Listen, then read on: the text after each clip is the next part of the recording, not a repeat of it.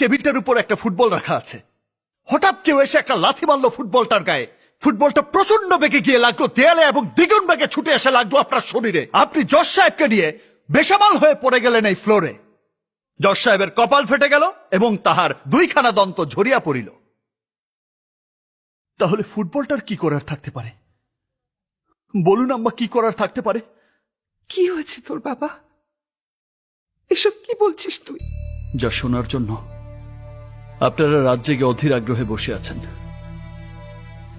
আর আর আমারও বলা দরকার আম্মা। অনেকদিন ধরেই আমি একা একা বয়ে বেড়াচ্ছি এসব যন্ত্রণার কথা। তাছাড়া আমার এই যন্ত্রণার একজন সাক্ষীও তো দরকার। মায়ের চেয়ে আর বড় সাক্ষী